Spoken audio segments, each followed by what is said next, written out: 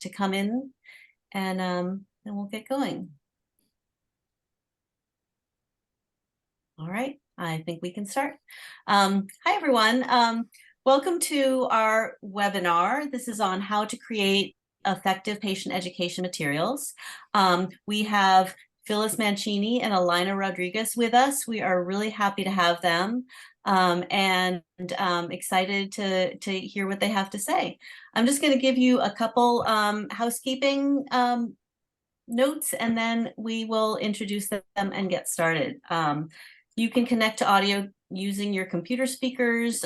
You'll all be muted during the webinar, but you can use the chat for comments or to introduce where you're coming from. But if you have questions, please use the Q&A button. That'll make it a little bit easier to manage the questions. If you have technical difficulties, the email is there on your screen, support@healthliteracysolutions.org, and we'll help you out. This webinar will be recorded and posted on the Health Literacy Solutions Center webinar page. You will have the presentation and the recording, so don't worry about copying everything, taking notes. The presentation will be there. If you're looking for CE credits, after the webinar, we will email you, and there's an evaluation, and once you do that, we will send you your credits. So again, if you have any questions, just use the quick Q&A button.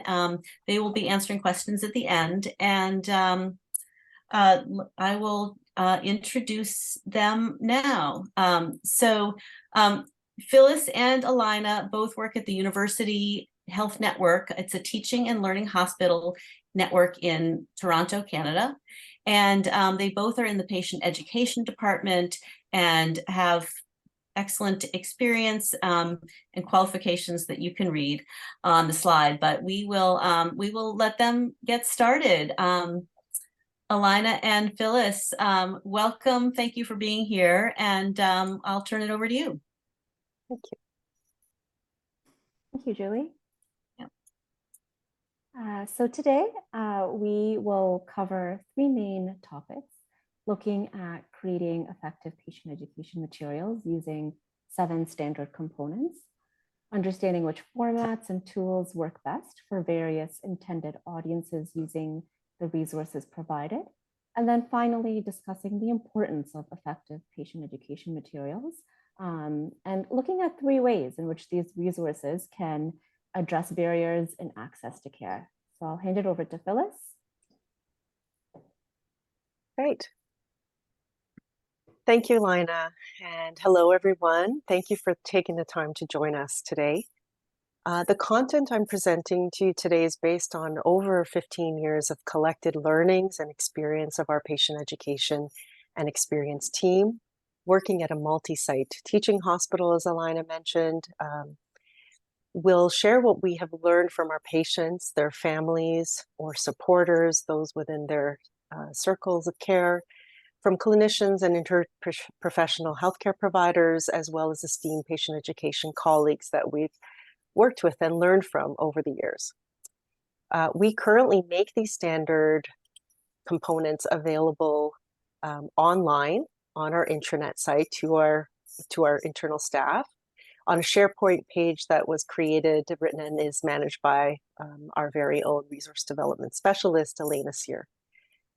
Here's how we work with these standard components when creating patient education materials. Overall, our team works in a consulting capacity with healthcare providers.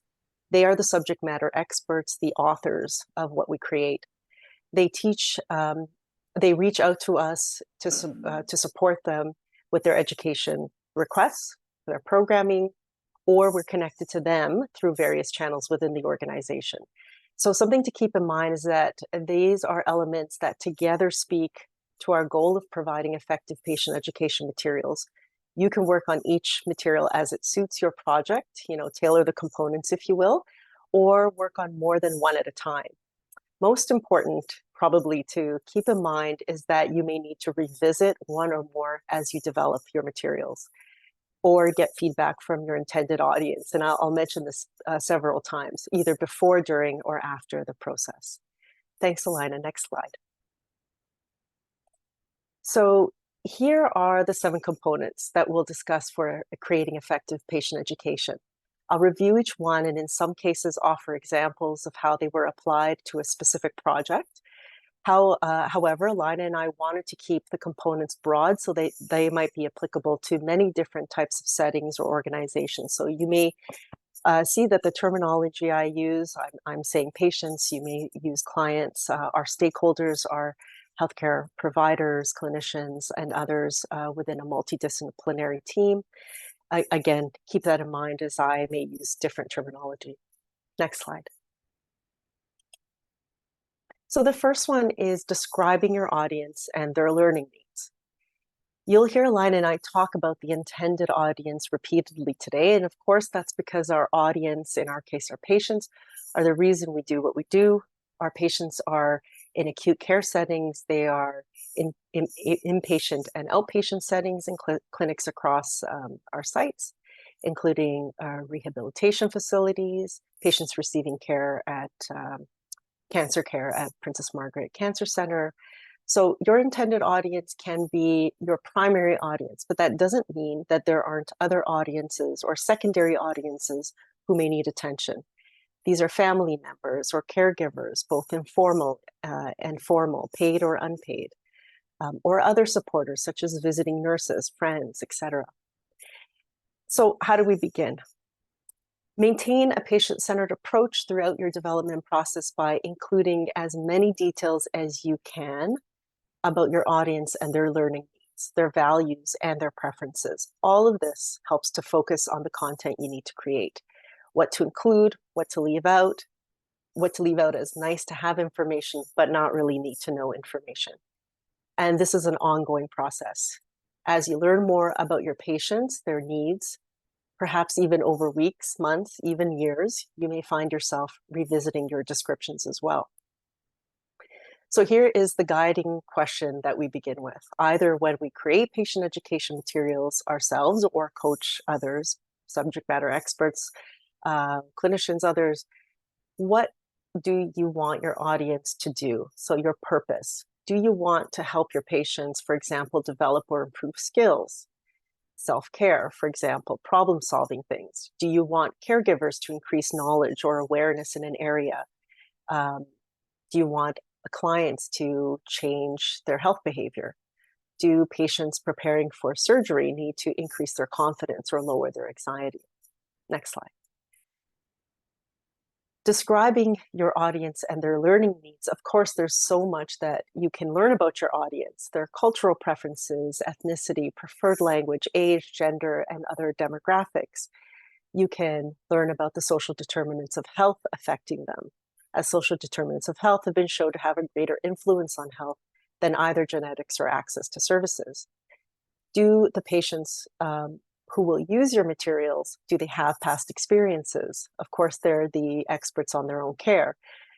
So is there new information that they need to know?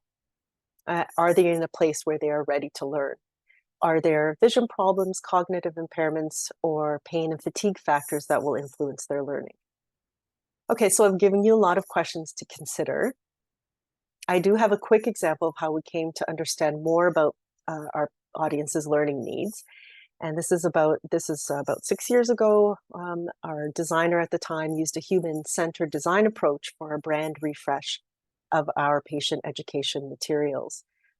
We did both for online and print, and we wanted to create a template that would be more flexible to improve readability and the quality, to create consistency, especially across languages, as at the time we used different fonts for different languages, and we are continually translating materials. We took this opportunity to use design thinking research tools to learn about our users' experience of our materials. We focused on the local community surrounding one of our hospital sites and conducted small group interviews with community members from a local literacy program. We also worked with a Chinese interpreter to interview Chinese-speaking patients who make up the request for interpretation higher than other languages. And we spoke to staff, so that the design process itself informed not only what the template prototypes look like and that our designer created, but also revealed what was important to our audiences and how they used our materials in ways that we had not considered before. Next slide. Suffice it to say that the more you know about your audience, the better, of course. So this knowledge ends up informing everything and guiding everything. The words you choose, the format you need, and the content you include. Now, sometimes hospitals and organizations formalize this process by establishing a planning or working group to collect information about their audience and to work with them on an ongoing basis. The group can be made up of patients and families, healthcare providers, and patient education specialists. Other methods might include creating personas that paint a picture of the audience you want to reach and their needs. Next slide. Next is researching the topic to find the gaps. Before you begin developing anything, check to see what's already out there. That can save a lot of time. If you find existing patient education that may work, review the education carefully to make sure it's safe, accurate, and appropriate for your audience. We know that IHA has quite a lot of resources available to it. If it doesn't quite meet all your needs, you still have the option of asking for permission to adapt it, and we receive these kinds of permissions all the time. You can request or negotiate permissions with the publisher of the existing material, or there may be an opportunity to purchase it or adapt it to your needs. Next slide. The next is researching the topic to find the gap. Part of this is assembling a team of experts to develop the education. So you'll need to know what health professions care for the intended audience. What role will patients and caregivers play? What else may be interested? Who else may be interested in using the patient education? And for patients, ask what the goal of learning is for them. What do they already know? In terms of our team, we've conducted literature reviews to learn about research gaps. We've consulted with healthcare providers to identify best clinical practices. I think about how heavily we leaned on our infection prevention and control team during the early days of COVID and throughout the pandemic. We've gathered insights through interviews, questionnaires, and online surveys. And more recently, we've had user testing for a surgery website that a team member led. In all examples that come to mind, for me at least, researching and then designing or developing the patient education the process is always an iterative one. Next slide. Decide what format works best. No matter what you choose, what formats do your audiences prefer? Does the format suit their learning objectives? And how does the format fit within your regular processes, for example, your clinic process? And are there other formats that might work? And here I think about a resource that was created for patients who had a stroke. So ultimately, it was a stroke binder that was created. It was an excellent one. It was filled with important and actionable information about living with stroke, both for patients and caregivers. However, the feedback that the team received after the first print run and while it was in use was something that affected the second edition and subsequent editions of the stroke binder, and that was dexterity. Users had difficulty with the weight of the binder, and this affected how it was printed in later editions. The team did find solutions to make the binder lighter for people to hold and to carry. Next slide. Now you're drafting your patient education content. Write the content in plain language. Definitely use words that are familiar to your audience in a conversational way. So what this usually means, at least for us, it's using a question and answer format. It may also mean using headings that are descriptive enough to patients who may be scanning content online, for example, and they are often scanning more and more than ever.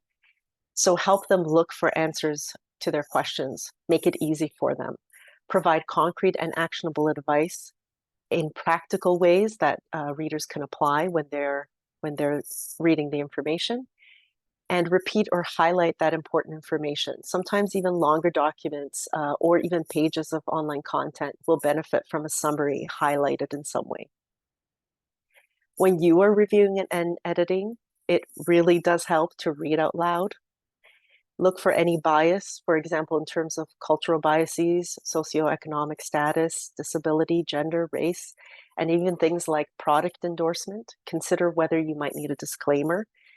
Don't worry about perfection necessarily, but remember that the best way to catch these things is to get feedback from your primary and secondary audiences. Again, it's an iterative process. So the example that I've shown you here is one from a consent to treatment form that was worked on years ago. In the original, the team did a plain language review. And I do bring it up because it involved working with many people within the organization, including legal counsel, and ultimately a presentation to the medical advisory committee before it would receive final approval. It took a long time to complete, years really, but well worth it. It is still being used today. Next slide. So confirm that, test the next standard, test with your intended audience. So confirm that the education meets the learning needs. Now we found, and certainly this seems to be the best practice, is that things like media scripts involving a lot of time and resources benefit from things like interviews, whereas surveys are also wonderful for shorter items like posters, brochures, in-person or even virtual education. They are that quick way to receive feedback. At our organization, we have something called a virtual patient focus group, which is a little bit misleading because it's not really a focus group. It's an online and anonymous forum of approximately about 150 people, I believe, currently, and it includes former UHN patients and family caregivers who provide input and feedback through online surveys and questionnaires. Your organization may have something similar. They provide feedback on hospital projects and various activities. This is very helpful for clinicians and others creating materials because it's kind of that quicker way to receive feedback, but it also gives patients and caregivers a quick and easy way to provide that feedback, especially for patients who are unable to commit to a more comprehensive program. Next slide. Getting clinical sign-off on the content. Ask your subject matter experts to review the information for accuracy and consistency. Make sure that the content aligns with applicable standards, including branding, privacy, technology, accessibility standards, and get that that authorization if required. And remember that you may need to retest the draft with your audience if you make substantial changes at this step. At our organization, we normally get clinical sign-off to complete we normally get the clinical team to complete the review before we get patient and families to provide feedback. Make sure that all the stakeholders are approached. Each health discipline involved with the intended audience has a chance to sign off. That's very important. We incorporate clinical or some kind of sign-off into our system. For example, when we collect information from authors on an intake form, we also ask who the authorizer is. This is a manager or a practice leader, someone who approves the content before it's even submitted to us. We keep this information as part of our records. And I know you may want to ask, what if those stakeholders then provide you with unnecessary feedback or complex rewording of information that's already been provided in plain language? And this is really where your expertise in patient education comes in.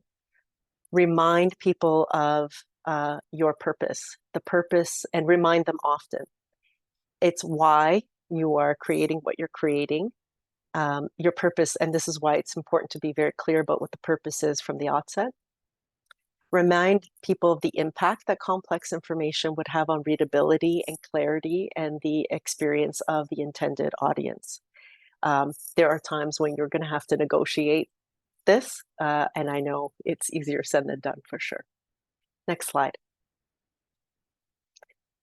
And finally, creating a rollout plan. So plan how the education will be incorporated into patient care. Create this plan before you finalize the education. Ask if there are extra steps or requirements you may need to know about. So for example, do you need to provide a transcript for closed captioning if you're posting a video? Remember that your rollout plan can include many different communication channels and systems. Besides social media, your online presence, or even traditional formats like print, do you have a patient portal where patients access information or clinicians can assign materials? Is there a discharge policy that your education could be part of, like a visit, an after visit summary is what we call it. The effectiveness really of your patient education materials absolutely depends on how accessible they are and how much they are used. Next slide. And keeping that information up to date, having a date on whatever it is that you create. Plan to review the education regularly. So set a schedule, think about who's responsible for it, and create that crisis management plan, even if it's a summary crisis management plan. We personally at UHN and within our team, we use a 3-year review cycle for our materials. Each time we review, we consider how the education is being used. We ask if it's current and accurate. We ask, something we do to kind of get this information is give prompts within standard emails that we send for people who are undertaking this kind of review task. We send questions in a standard email that asks, is it accurate and current? Common details that change all the time. Our phone numbers, room locations, maps, and website are yours up to date.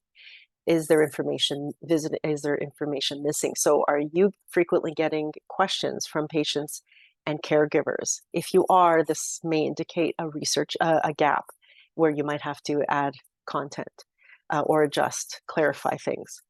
Are there other items that patients may want or need to know on this topic? And is there or have there been any important practice changes that need to be reflected in the content? Next slide. Creating an evaluation plan. So I know that by putting this standard last, it might seem like it's an afterthought, but it's very much not. What we would ideally have is some formal evaluation to measure the impact of all patient education materials. Unfortunately, it's often either left out or there's no easy solution of how this can be done. Especially when there is little time or for formal evaluation or there's no funding. So I wish I had an easy answer for this. There are ways that you can get quick feedback, like putting a link to a feedback form on different items that you might be creating. It is challenging. It's definitely always a part of the development process. And it's important to consider that things do change over time. So how collecting this information may also affect who is working on it and who's responsible for compiling, keeping track, and responding to the feedback. That can be very time consuming. And how will you use this feedback is an important thing to consider.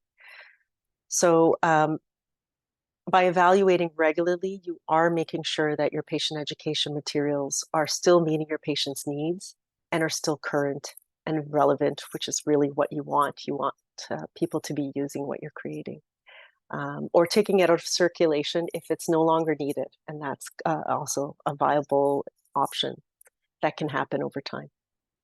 So that's it for me. I'm going to pass it on to Alina. Thank you, Phyllis. So next up, we'll speak about different formats, tools, and resources that can be helpful to know which would work best for your audience. There are various types of materials and formats that we will take you through. And depending on which would work best for your audience, types of educational material, and then also different questions to consider when making patient education materials and asking yourself or your team which formats to use. So first up, we have print formats, and we've broken them down into three main categories that may be familiar with to you, specifically ones that we use in our department.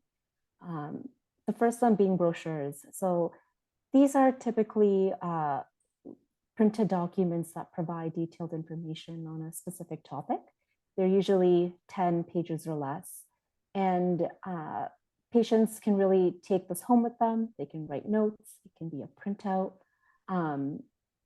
And when to use it, it's really used in terms of having words and images to reinforce your message. So you would want to ask yourself when these brochures would need to be updated, if it's easy to update, in terms of looking at when to use it and how often to update it. The next one is a manual or maybe even a guide that could be used interchangeably. These are longer documents used to help patients understand a health condition or treatment. Information is often broken down into chapters or sections to focus on a different topic. So with manuals, it might be helpful to use it if you have complex treatments or conditions in which a large amount of patients will follow a similar care path. It could be for rehab, it could be through someone's cancer journey, that could be something appropriate or applicable. And then last, we have posters or flyers. They're used to quickly share a simple message to as many people. They're generally posted in public areas, and this is because it helps increase visibility or even to target certain specific audiences. So for example, if you have a flyer or a poster on hand washing, you may want to put that in a welcome space of a hospital or a clinic so that a large amount of patients are able to view it. Generally, in terms of using posters or flyers, we want to use it to encourage people to take action or even to remind them of important information. And another important point about print formats is to also see if they can be made accessible online. That can also be helpful. And we'll talk more about online formats here. So 3 online formats that we've put together are web pages, e-newsletters, and apps, so mobile or web. With web pages, this is something that's written materials that are freely available online. So anyone has access to this. And you're able to store multiple patient education materials through the web page. It could be videos, images, maybe even e-learning. It's really used to have a large amount of content that you want to deliver with patients. One thing to note though about web pages is you want to see if you can keep it simple and have a small download size. So often this is maybe conversations you would have with a developer if you're working with a developer on making a website, just to ensure people who don't have access to internet or maybe accessing the website through their mobile device are able to use it at home. And then also to think about if someone doesn't have access to the web page, where can they go to get this information? E-newsletters are something we commonly use within our department. And they're a collection of materials. So this could be articles, videos, posters that are distributed to readers via email. These are fairly easy to update depending on the frequency of your e-newsletter. Some people choose to send them monthly, maybe it's quarterly, and they're used to inform patients and caregivers of program activities, maybe a schedule, changes in clinic hours. They can get a large amount of information to patients at once. And then last, there's apps. So this is mobile or web, and it's geared towards anyone who has access to technology. Apps are great because they can also be used to track, educate, and connect with patients. So for example, if you're using an app where patients can see their health results, maybe they can communicate with their clinician. That's one way to put out education materials. One thing to note though about online materials is we want to make sure we've covered privacy standards. and informing patients not to share personal health information, and seeing if there's ways to protect patients' privacy through these online material formats.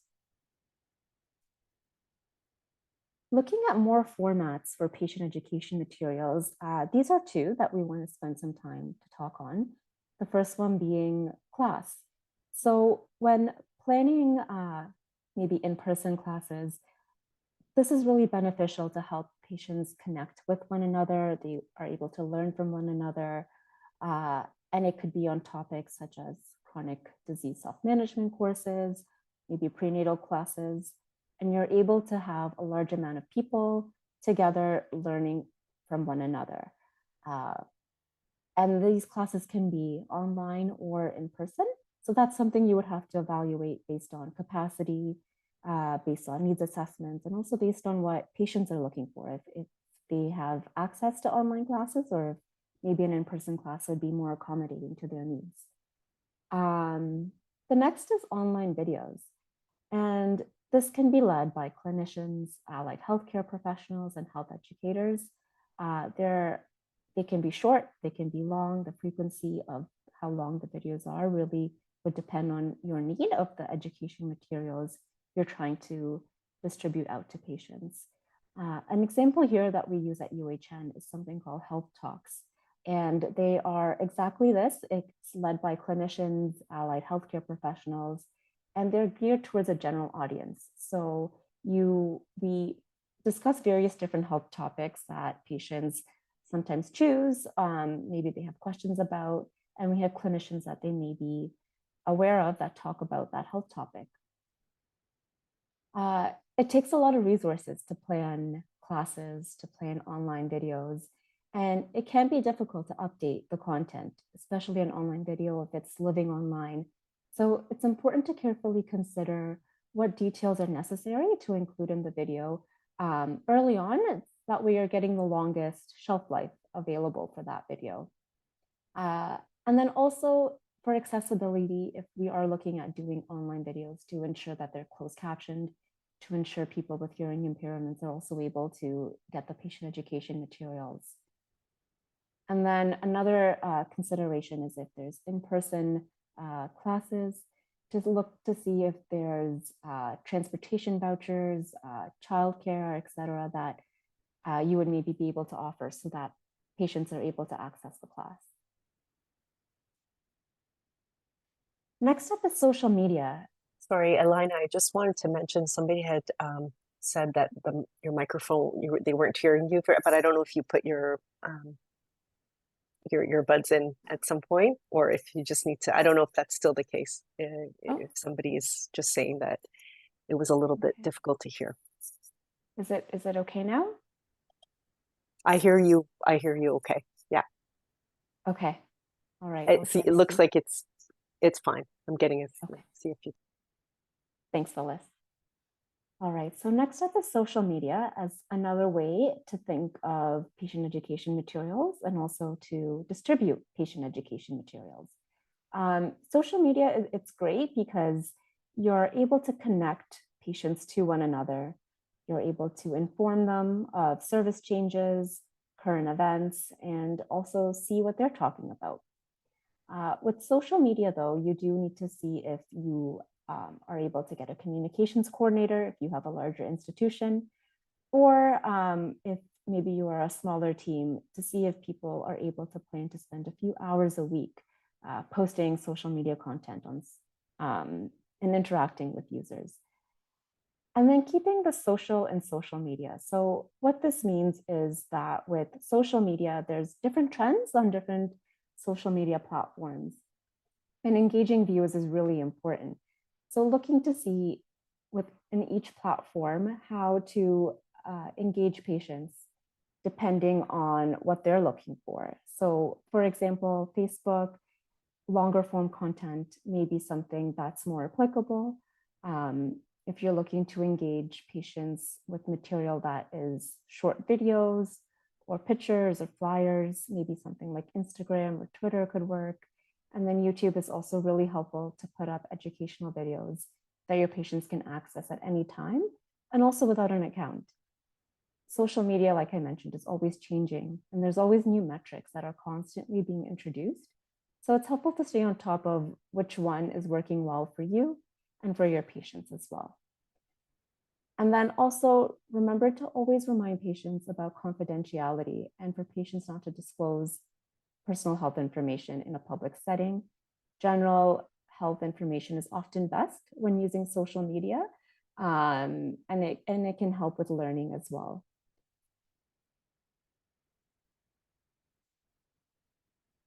So knowing which format to use will be helpful. And now we want to talk about which formats to use. So we have a full list of formats that we've talked about. And now there's different questions that we've put together that you can consider to tailor and narrow down which format would work best for your organization, your institution, and also your patients. And then there's also some points that we have under each question to further help us look at which format will work best. So the first question is looking at what resources do you have available to create and maintain patient education material.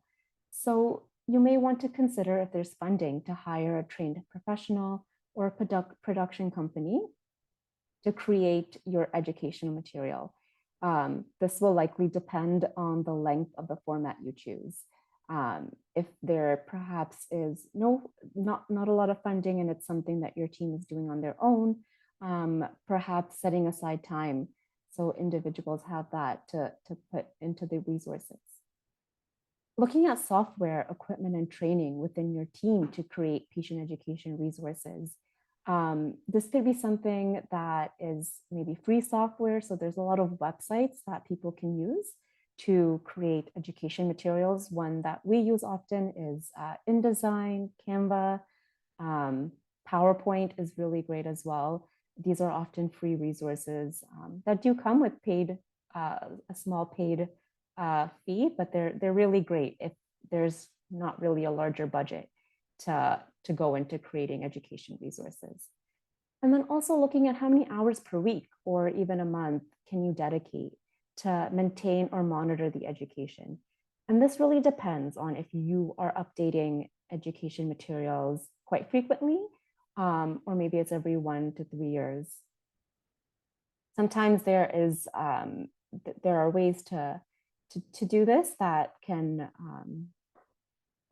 assist you. So it could be with reminders, or even if you do have that production company, they would be able to take care of most of that for you. Next up is looking at what your content needs are. So under this, asking if this education is the main source for learning. So if it's a video that patients are watching, is there something that would supplement or complement what they're learning? So it could be maybe a brochure that's given out, maybe it's a manual. So for example, if you need to cover a lot of topics, it may be helpful to think of a longer format of educational materials that you're able to use. Maybe even a multi-session class where patients are able to learn from one another on different topics. And then they're also able to interact with each other. You may want to see if you can get the material easily updated as the learner's needs evolve, or as new needs emerge. Thinking about demonstrating, if patients need to demonstrate an action. So an example of this could be having a video on patients monitoring their blood pressure, and that could get out to a larger amount of patients. And then if they need to interact with one another, and that could be through social media, through a class, or even throughout your clinic. And then last is looking at what use and access considerations do you have? And if it's looking at to see if your education is available only to certain people, or if it's available to the larger audience. If it's only available to certain groups of people, maybe you create a brochure that you hand out to patients coming into the clinic. And if it's available to a larger group of audience, maybe that's a video or a website. Another consideration is, do you need to deliver the education in person or virtually online? This would really depend, again, on what's best for your patient's learning needs and the capacity you yourself may have to host something online. Tracking the number of people who use this education can also be really important and can also further dictate which resources you choose to use. Tracking can be done in different ways. It could be done through surveys, directly asking patients what material they find useful. Maybe it's tracking the number of copies that people pick up of a brochure or a flyer. Or it could even be tracking the number of views you get on a video, a social media post, or if you're using an app, maybe you're able to track the amount of people who log into that app daily. The benefits of tracking, this could help with understanding what content your patients are looking for, what they find useful. It could also be a case for additional funding for your organization to continue making patient education materials, maybe to have more resources so you're able to sign up for more professional development opportunities for staff to continue to create the patient education materials as well.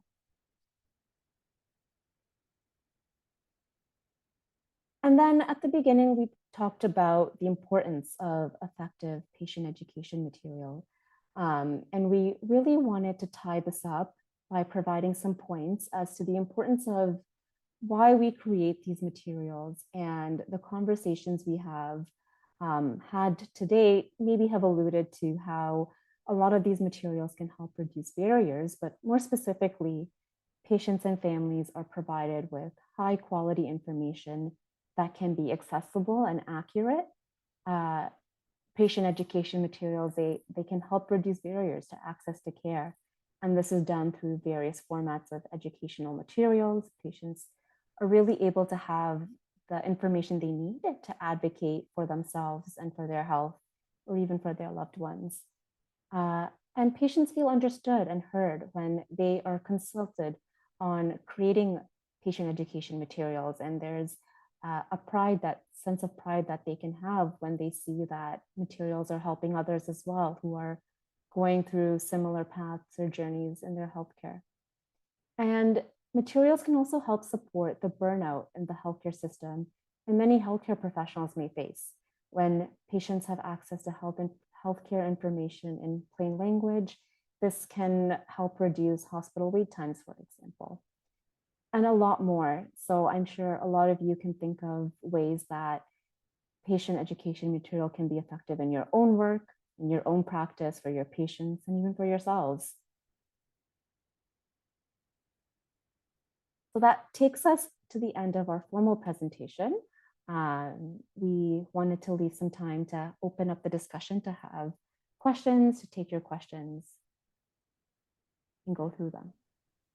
Yeah, I can tell you the questions that I have. Thanks you so much. And it's nice that we have some time because there's a bunch of questions. The first one is, do you have any suggestions or resources for creating materials for patients who are blind or have vision impairments? So I'm just sending in the Q&A, hope that worked, a link to something that we are very fortunate to have a graphic designer, a visual communication designer on our team. And that person has, skills in areas related to presenting information for various audiences. So something that was done early on was looking at ways in which, clear print accessibility guidelines apply to kind of the work that we do, either when we print and then how that's applied to our online resources. So there is something from the CNIB in Canada called the Clear Print Accessibility Guidelines that I know has been a resource that the graphic designer has looked at.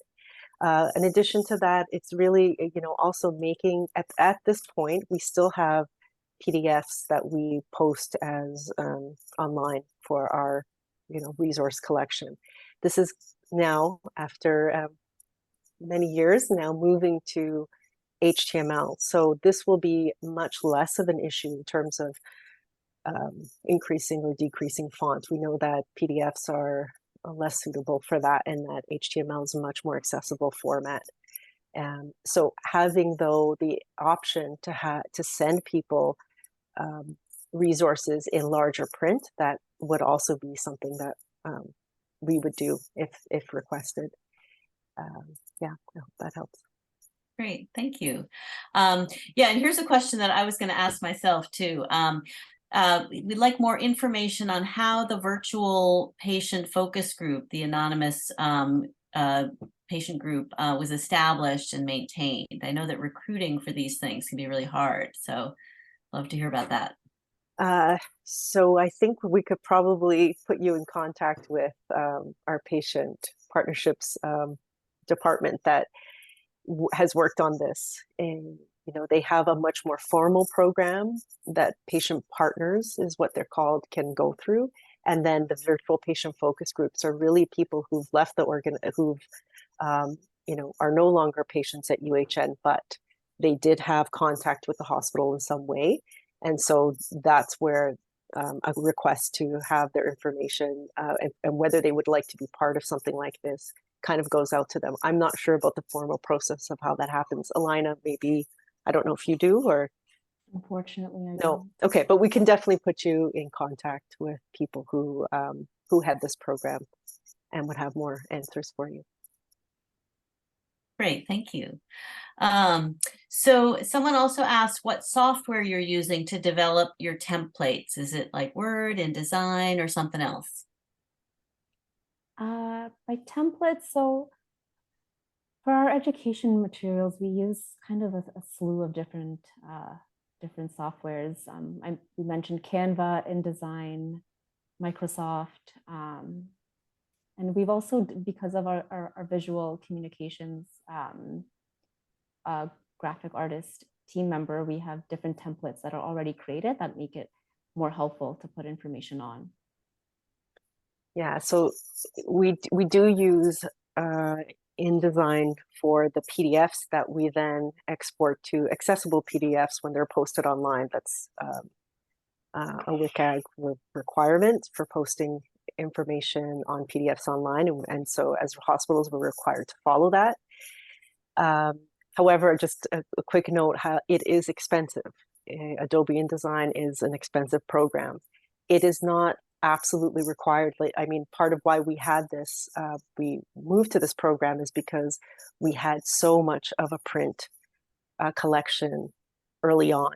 And it was much easier to create even longer documents using InDesign.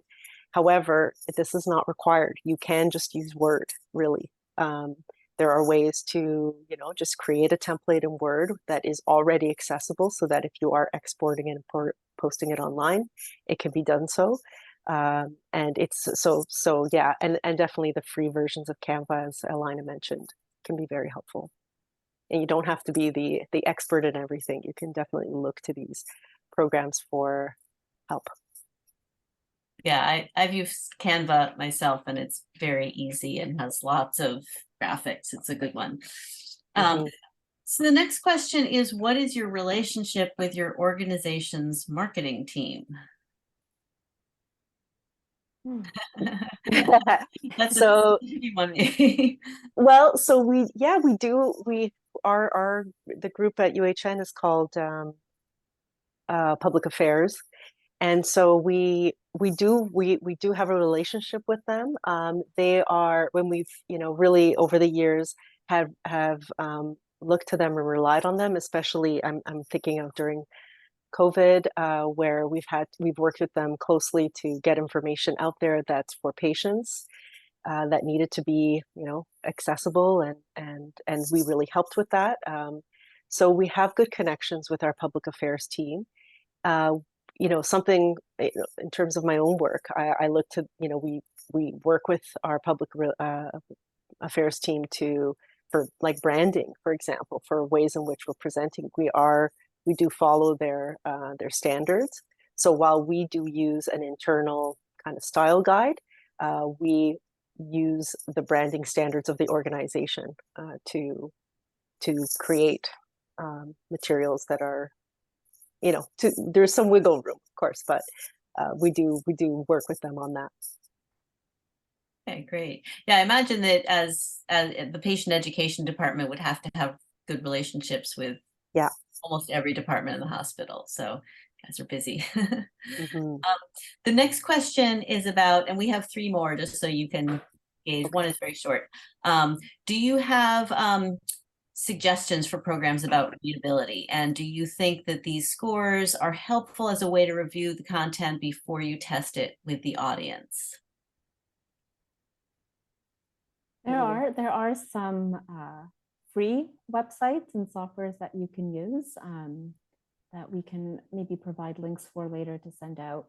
And then I believe there are also more advanced ones that would maybe require a fee that I would assume would give you more of a gauge on if your content is good to distribute out. In terms of how helpful they are, they measure on metrics. So sometimes it's best not to have that as the sole I'm looking for a word, as the sole contributor to see if that is good for your audience. So it's always really good to test it with patients to complement that readability score. Oftentimes patients can bring out stuff that readability score wouldn't bring out. Mm-hmm. I would just add to that that we rely on readability testing much less than we did. I would say I almost do not include it any longer on kind of feedback that I might have with authors. However, and I would lead you to sort of just do a general kind of Google search on why readability formulas have limitations. So, I'm just even looking now that the AHRQ, so the Agency for Healthcare Research and Quality, also discusses where you might want to use readability formulas with caution. They have their limits. They should not be the sole way that you test anything. And there are lots of reasons for that. I would only say there are some audiences who definitely respond to readability tests and formulas over others. So it can be a way in which you help to make your case for materials in plain language. It can be much more convincing for some audiences who really rely on that kind of data. However, again, having that and the complement of patients or your users, really your audience, who say something about whatever it is that you created, like really, that kind of storytelling element that comes in when you're getting feedback, direct quotes from people, that perhaps with the readability formulas can help. But yeah, again, I certainly don't include it any longer with kind of the editing that I do. Okay, great. And I'm putting a few in the chat as well. They're not readability formulas, but there's some other ways to assess. Okay, let's see. Just a quick one. How many people are in your department that work on patient education materials as their full-time job? So myself, I would say now I know my manager is on this call as well. So I would say that in terms of a person who has full-time, like that is their full-time job, and then we have a resource development specialist. So there are two specialists on the team and an information specialist. But that person also does a lot of the online, like web formatting and work on posting materials. So that's not part of the work that I do. However, all of these people have expertise in plain language. So when requests come in, they might go into a queue where several people can work on them. And then there may be a person supporting and reviewing those documents. So yes, we do have staff that that are available to work on requests that come in, and each person sort of has their expertise in one area or another. I do work on all of the brochures that we have. We have about 1,200 in our collection, about 200 that are translated, and happy to say these will move to HTML very soon, as we're working on that now. Great. Okay, we have 3 more questions, so we'll have to be quick. But if we don't get to the last couple, we can email people answers to them. So the first one, this is a quick, when you engage patient advisors in providing feedback, do you ask them 1 to 3 pointed questions? And if so, what are they? Go ahead. I think it can depend on what feedback you're looking for. Off the top of my head, you may want to ask what information is missing, what information they found valuable, maybe what information they think other patients would like to know. But then it may be even more specific questions depending on the educational material, that it's more tailored to the actual subject. Okay. Right. And I was just going to add that I'll put a link in the chat as well, just letting you know what we send to people. Okay, great. Okay, here, just a yes or no. Have you developed any foreign language materials? And then we have a couple more other questions. Oh, foreign language, sorry, I didn't ask that. Yeah, we do translate. Everything has an English version, and we do have our interpretation and translation department that works on translations. Okay, so you don't develop them but in the language, but you translate them. Okay, great. Yeah. Now, so Lucia wants you to share more about having authorizer on your file for the materials. Is that the leader you connect with every 3 years about the accuracy of the patient education material? No, it's the person. So what happens is there's an author and contact. There are usually 2 emails that we keep with every record. The authorizer is there because inevitably those people may leave the organization and we don't have anyone to contact. And so having that authorizer there, who's kind of the lead, is the person that we would contact when we need to find somebody. It's also the person who gets a copy of kind of the automated email saying, yeah, this brochure has now been published. And so they're aware. They don't have to be aware of all the little steps in between, but they should be aware of the final step when something is being created. Okay, that's great. Okay, so there's one question which might be a biggie, which is, are you currently using AI to create educational materials? And before you start, while you're thinking about that, George, keep your eyes out on the Health Literacy Solutions Center and the Health Literacy discussion list, because we are going to be talking in the next month or so more about AI as it relates to health literacy and creating materials. So keep an eye out on that, but I'll let you guys answer that. And then we have to close out in just a minute. No, so in summary, no. George, I'd love to know about the success that you've had. That's very interesting and very new in our world. But no, we've not used it. Yeah, it's something I probably read about every day and watch a webinar every week. It's definitely something that we will talk about, and it could absolutely make things much easier in our work for sure. Okay, great. Yeah, like I said, keep an eye out for some more things that IHA is and the Solutions Center is doing around AI. It's a really interesting new thing. Alina and Phyllis, thank you so much for being here and sharing your expertise around this. This was excellent, and I'm sure it was really helpful to our members. And thank you everyone for coming to join this webinar. There's another one on September 20th. And yeah, if you have any other questions, feel free to join the discussion list, and we can keep talking about patient education materials. And everyone have a great day, and thanks again. Thank you so much. Thank you. Pleasure. Thank you both. Thank you.